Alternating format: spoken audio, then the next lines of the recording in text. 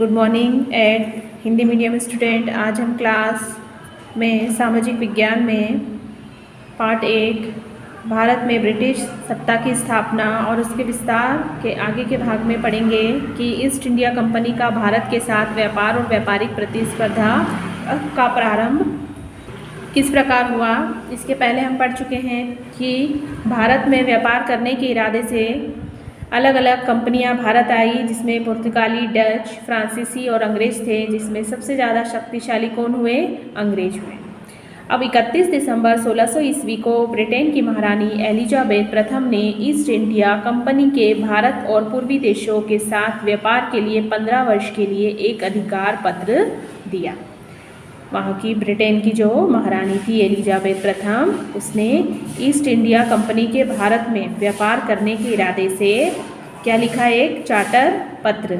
और कितने वर्ष के लिए? 15 वर्ष के लिए। कंपनी को अधिकार पत्र द्वारा युद्ध और संधि करने, कानून बनाने और कंपनी के एकाधिकारों पर चोट करने वालों को दंडित करने का अधिकार भी दिया गया था। अब उस एक्ट में क्या क्या था? उस चार्टर में, उस पत्र में क्या था कि युद्ध और संधि करने, उनको पूरी छूट थी युद्ध करने की और संधि करने की, कानून बनाने की। कंपनी पर एक अधिकार होने पर अगर कोई चोट करता है तो उसे दंड देने का अधिकार भी दिया गया था। ईस्ट इंडिया कंपनी ब्रिटेन के कुछ पूंजीपतियों द्वारा साझा व्यापार के लिए बनाई गई थी। इसमें प्रमुख किसे रखा गया था? पूंजीपतियों को। कंपनी का उद्देश्य अधिक से अधिक मुनाफा करना था। उनका एकमात्र उद्देश्य क्या था? कि ज़्यादा से ज़्यादा उन्हें मुनाफा हो। अंग्रेजों की दृष्टि में मुनाफा अर्जित करते समय उचित और अनुचित तरीकों का उपयोग करना गलत नहीं था। वो क्या मानते थे अंग्रेज कि मुनाफे के लिए अगर उन्हें किसी को हानि भी पहुंचाना है तो कोई बात नहीं, उन्हें तो केवल क्या कमाना था? मुनाफा कमाना था। इसके लिए वो उचित और अनुचित उपयोग कर सकते थे, तरीकों का इस्तेमाल कर सकते थे। इस उद्देश्य की पूर्ति के लिए व्यापार वाणिज्य के बहाने लूटमार करना भी उचित माना गया। उनके लिए लूट मार करना भी उचित था, चाहे उसके लिए किसी को हानि ही क्यों ना पहुंचानी पड़े। यहाँ तक कि व्यापार और लूटमार के तरीकों से कंपनी माला माल हो गई। मतलब उन्होंने इतनी ज़्यादा लूटमार मचाई कि थोड़े ही दिन में जो कंपनी थी वो कैसी हो गई? माला माल। कंपनी व्यापार पर पकड़ स्थापित करने के साथ साथ राजनीतिक लक्ष्य को लेकर भी चल रही थी। अब कंपनी का एकमात्र उद्देश्य लाभ कमाना नहीं था, उसकी नज़र अब कहाँ थी? राजनीतिक व्यवस्था पर थी।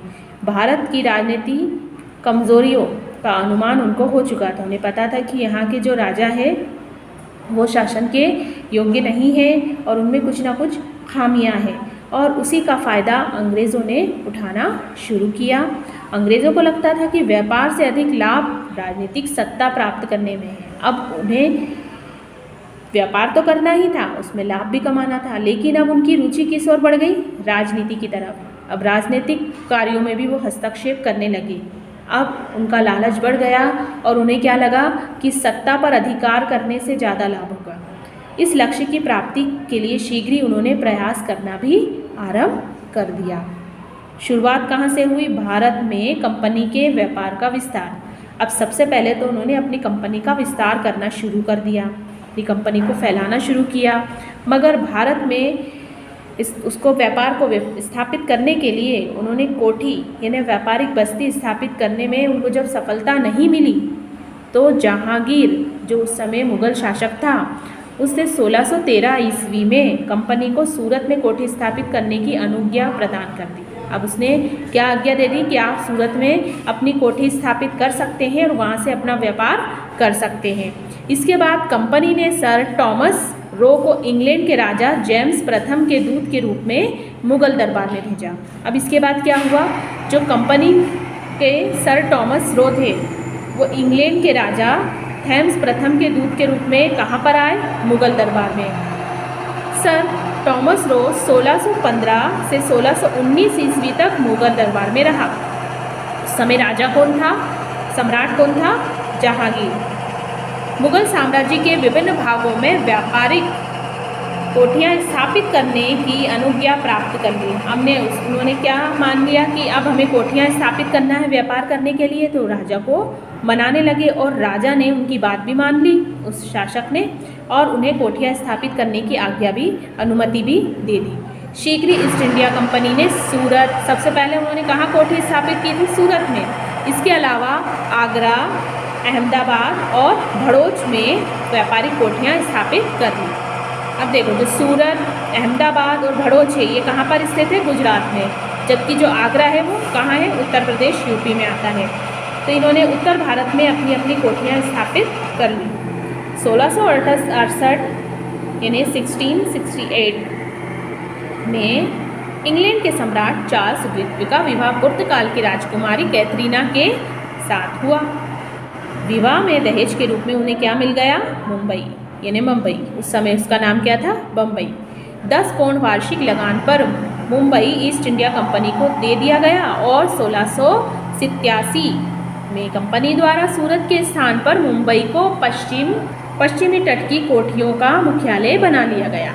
अब जितनी भी पश्चिम की कोठियाँ थी उसका मुख्यालय किसे बना दिया गया? मुंबई को। भारत के पूर्वी तट पर भी कंपनी द्वारा मछलीपट्टनम, मद्रास, चेन्नई, बंगाल, हरिहरपुर, बालासोर, हुगली, पटना, कासिम बाजार में कोठियाँ स्थापित कर ली। अब दक्षिण के क्षेत्र में, पूर्वी तट से कहाँ पर आ गई है? दक्षिण के क्षेत्र में। और यहाँ पर भी इन्होंने अलग अलग जगहों पर अपनी कोठियाँ स्थापित कर दी। भारत के पश्चिमी एवं पूर्वी भागों में कंपनियाँ व्यापार में आशाजनक वृद्धि हुई। अब कौन से भाग में ज़्यादा उन्हें उन्नति मिली? भारत के पश्चिमी और पूर्वी भाग में। मद्रास, मुंबई, कलकत्ता में इन्होंने किले बनवाए और सुरक्षा प्रबंध भी कर लिए। अब इन्होंने अपने किले बनवाकर यहाँ पर सुरक्षा व्यवस्था स्थापित कर दी। 1717 ईस्वी में ईस्ट इंडिया कंपनी द्वारा मुगल सम्राट फखरुखसियार ने से अनेक महत्वपूर्ण व्यापारिक सुविधाएं प्राप्त कर ली। जॉन सरमन और विलियम हैमिल्टन सम्राट से मिले। मुगल सम्राट गंभीर रोग से पीड़ित थे, तो विलियम हैमिल्टन की सहायता से वो रोग मुक्त हो गए।